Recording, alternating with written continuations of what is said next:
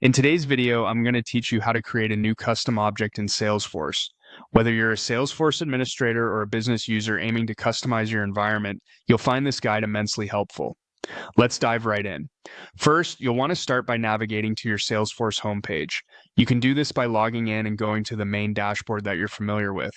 Once you're there, look towards the top right-hand corner for a small settings icon, which is typically represented by a cog or gear.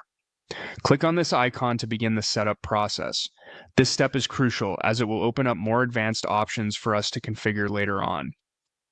With the settings menu open, find and click on the Open Advanced Setup option. This will direct you to the backend settings where all the customization magic happens. Don't worry, it may look complex, but just follow along and we'll get through it together. Now that we are in the Advanced Setup area, your next move is to select Object Manager from the options provided.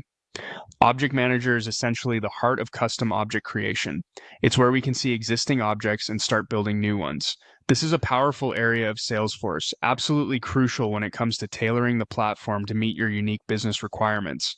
Once in Object Manager, direct your attention to the top right again and click the Create button. And from the drop-down, choose Custom Object.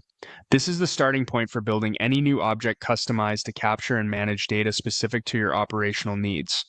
Now, let's begin by typing in a label for your new custom object. Think of the label as a human-readable name that describes the primary purpose or function of this object in your workflow. Next, you'll need to enter the plural label. This is essentially how Salesforce will refer to this object when there are multiple records of the same type, so make sure it's grammatically correct and intuitive. In the description field, provide as much detail as necessary to describe the object's function and uses.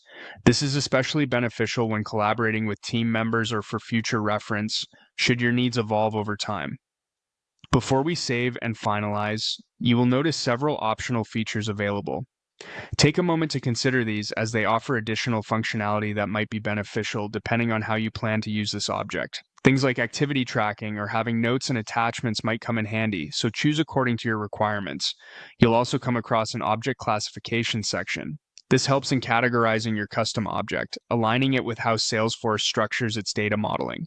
Once you've filled in all the necessary fields and configured any options that suit your situation, finalize the process by clicking on Save.